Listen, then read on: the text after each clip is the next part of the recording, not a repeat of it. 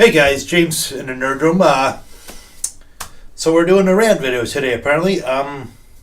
So obviously this is in response to Bill Maher and his comments or his blog to the nation's reaction to Stan Lee's death and how he obviously thinks it's overblown.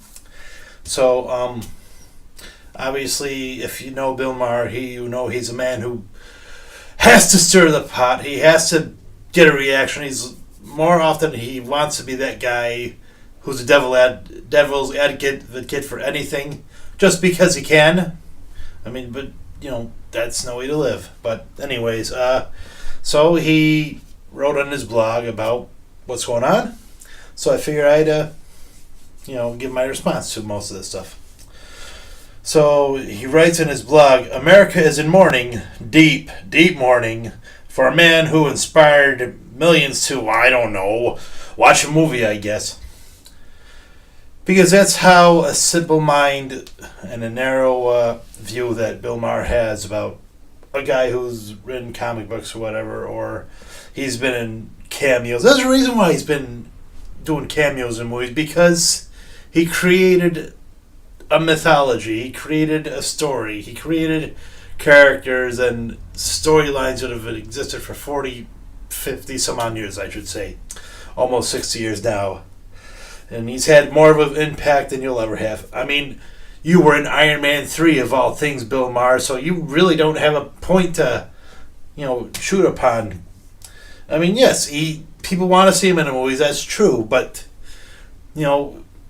his impact as a social justice warrior, writing stories about, say, a race of humans trying to, save the world even though the world hates them, or a kid who is a loser but he's trying to do good. I mean, what's the point, right? He continues on. The assumption everyone had when I was a kid, both the adults and the kids, comes that comics were for kids, and that you grew up, you moved on to big boy books without pictures. Well, not everyone did that. Bill, you're 62 years old. You were born in 1956. You were born around a time when Frederick Worth put out his book, Seduction of the Innocent. Actually, that was put out in 1952, so you had 4 years.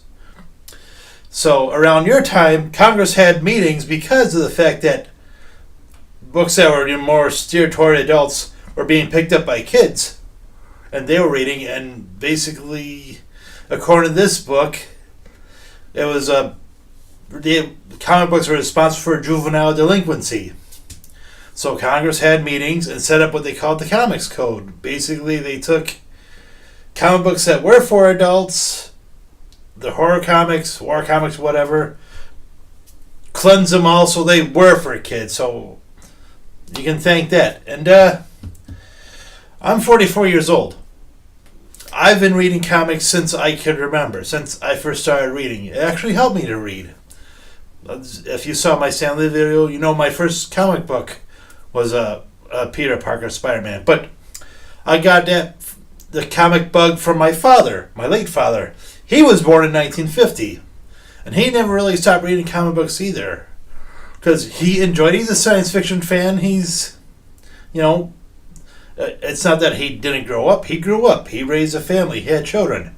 But, you can like things and be a grown-up. You can believe in Superman and, make a living, pay your rent, have a job, whatever.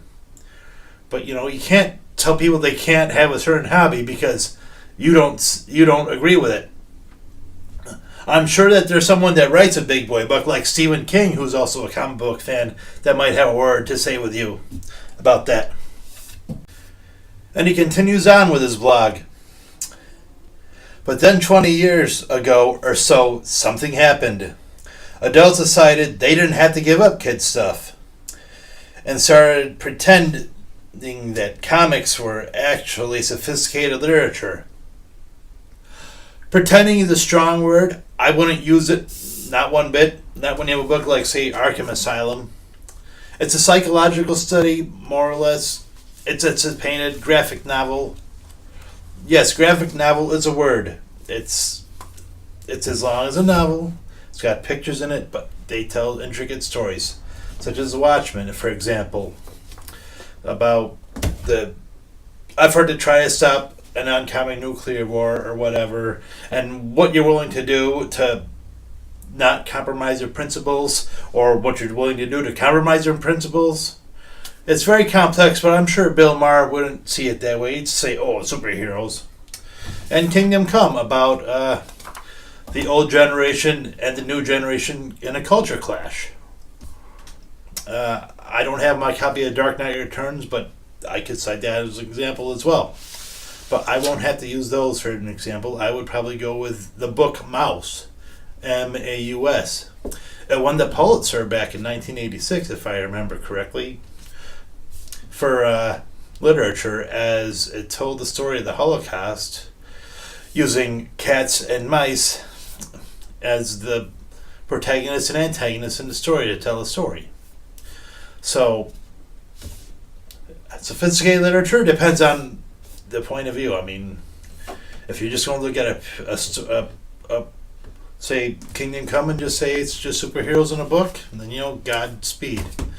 But if you want to read the story, get involved into it, see that it's more than just say an older Superman coming back into the flow to stop the younger generation, and whatever. So in conclusion, Bill Maher, you're way off the map on this.